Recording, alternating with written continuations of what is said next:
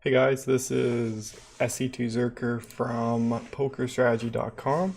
I just wanted to go over some hands that I've been playing lately. So this is my blog post if you haven't seen it. If you have seen it, you've probably seen the video that Lemon36 posted. So first thing I'd like to do is thank Lemon for posting the video. Show a lot of mistakes I was making, and I'm a pretty big noob at the poker game. So all the help is appreciated, and I would also like to thank all of the other posts here, describing, you know, poker theory. Uh, yeah. So this will be posted on my blog, and you can see it there. All right, I'm gonna open up Hand to Note now and go over some hands, some difficulty that I've been having here. So sessions, hands, yeah. All right, so this is a good example here. Minus $17. Yeah, it's painful, but that's okay. It's I'm learning. I'm learning. So we can see my chart here, right? 17, click this, net one. Yeah, there we go. All right. So mostly it's suited connectors I want to focus on right now, on how to play suited connectors. So let's go over some hands here. It's mostly something I've been trying to do to open up my range a bit and play some more hands.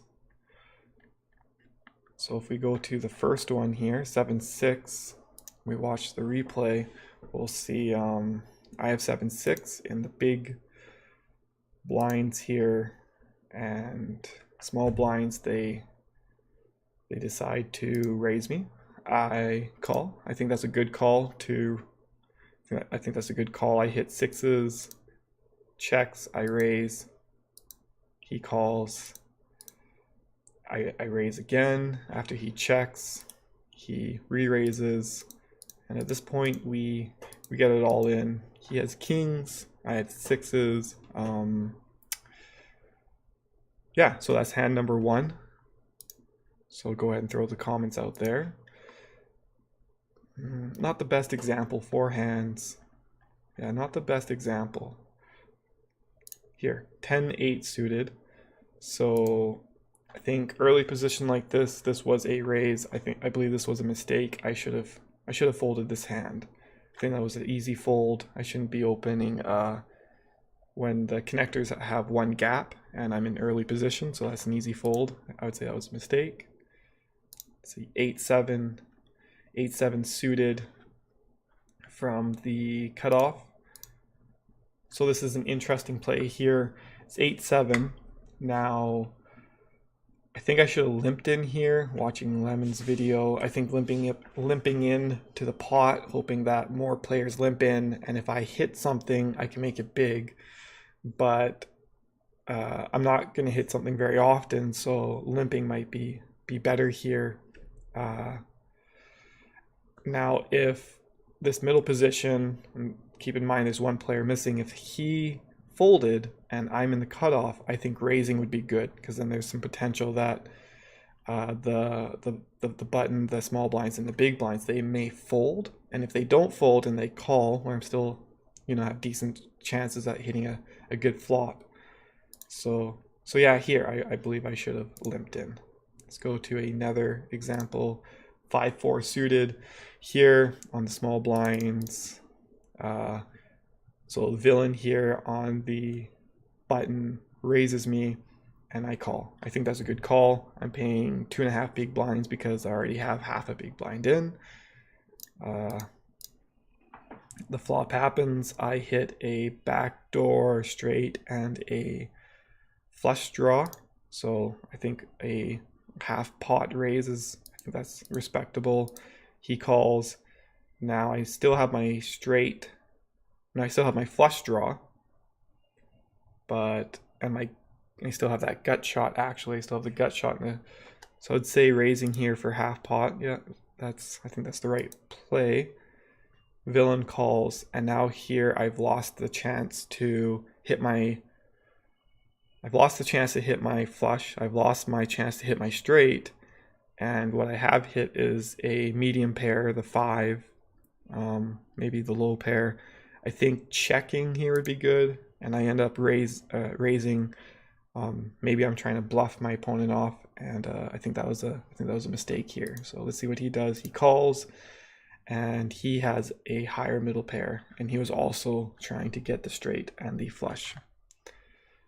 So I think the mistake I played here was this one raise at the end. I think that should have been a check. Let's go down to another one here. This is 9-8 suited. So I raise. I think that's the right thing to do. Villain calls. Let's see here. I'm on a backdoor flush, and I'm also on a backdoor straight with 2 overcards. So I half pot raise. That's a pretty tough call for me. I think it was worth it. So now I've lost the potential for my flush. I've lost, the flush is out. The backdoor flush is gone. 7-7-7. He could have an ace or a higher card than a 9, most likely. So I think this raise may have been bad. 7, 8, 9. So I'd need 10 jack or a 5. So I'm on a gut shot for 1 straight. So I think this would be a check or fold. So I'd say that was my mistake there. Not really getting the odds to get it in. So let's see what happens here. I call. I think that's a good call. 8-7. I have top pair. I raise. So what do you think? Do you think raising with top pair here is 8 would be good? Villain calls. I re-raise. I think maybe checking here would have been better, but altogether, analyzing my play, I think actually, even with this hand, I should be playing a little bit more tight and just kind of checking to see the turn or check folding there. 8-7. Go to the next one here. 6-4. So I think that's from that position, I think this would have been easy fold. I suppose I'm playing like this because villain is 61-30-31. So in my head, I'm thinking, well, this guy's getting it in a lot, and if I do hit something, I'm gonna get paid off big, which may be the wrong mentality to have about the game. So that's the 6-4 hand, and 6-5. Let's see what happens here. So villain raises, I call. I got 6-5. I wouldn't really say I hit anything here except for the 5s. I call, or I raise, he calls. And yeah, and then I fold. So